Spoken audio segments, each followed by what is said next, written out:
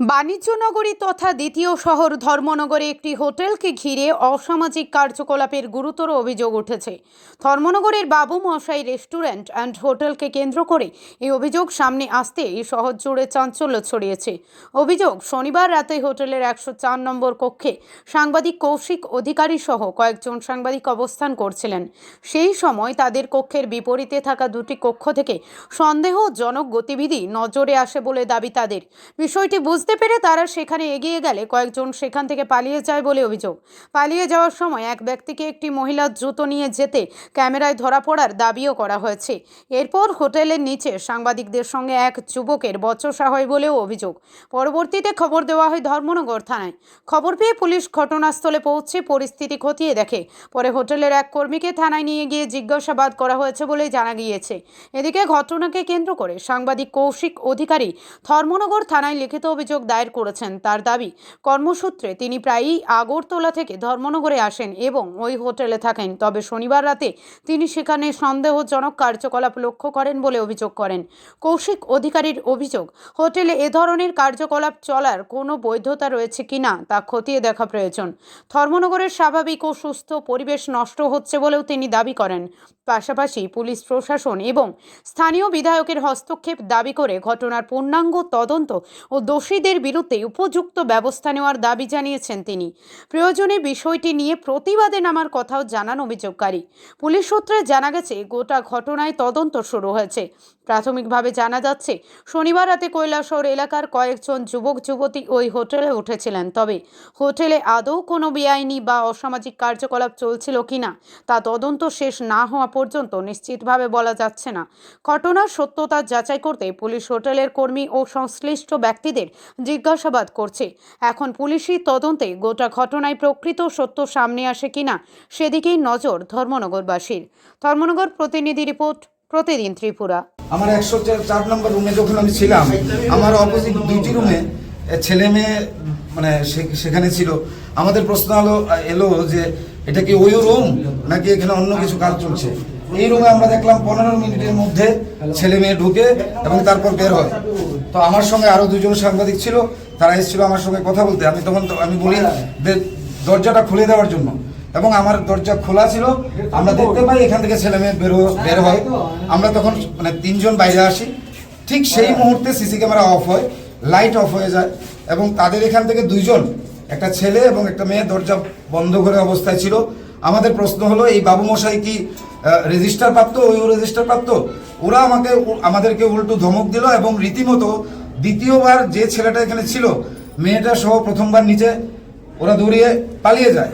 দ্বিতীয়বার আবার যখন আসে উপরে, তখন আমি বাবু মশাইয়ের মালিক যে ছোট ছেলে, ওনার সঙ্গে কথা বলছিলাম আমার এই ফোনে।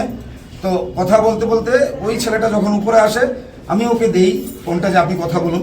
তখন সে ভেতরে থাকা, আপনি যদি সৎ হন, আপনি যদি রুম বুক করেন, তাহলে আপনি আপনার যে মেয়েটা নিশ্চয়ই তার জুতাগুলি ফেলে দৌড়িয়ে পালাতো না। ওই ছেলেটা আসে এবং সেই জুতাগুলো নেয়, আমার ফোনটা হাতে নেয়, আমি কথা বলছিল, সঙ্গে সঙ্গে ও দৌড়িয়ে পালায়। আমরা পেছন যাই, পাইনি। কিন্তু অবাক করার বিষয় হলো, 10 থেকে 15 মিনিট পর আমি যখন বাকি সাংবাদিকদের ফোন করি, আমার ফোন নিচে কাউন্টারের কাছে চলে আসে।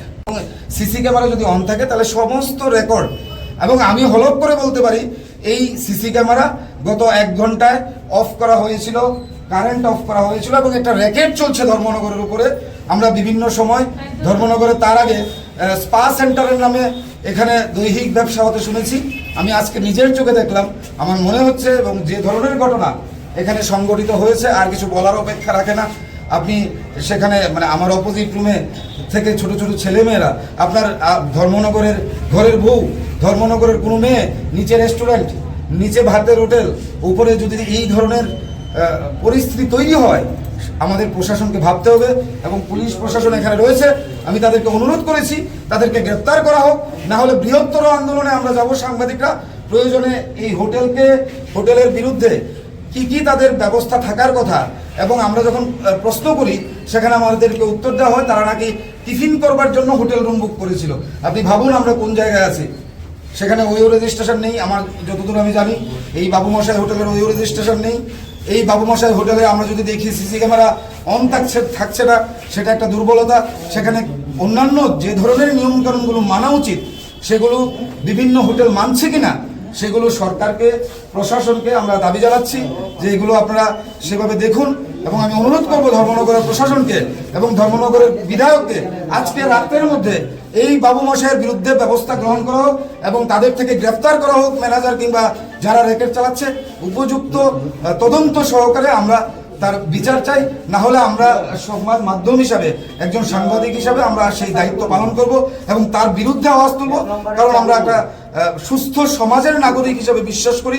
আমরা পরিবার নিয়ে আসতে পারি, সেখানে যদি এই ধরনের দৈহিক বাণিজ্য কিংবা এই ধরনের কুকীর্তিগুলি হয় তাহলে এগুলো মানান না।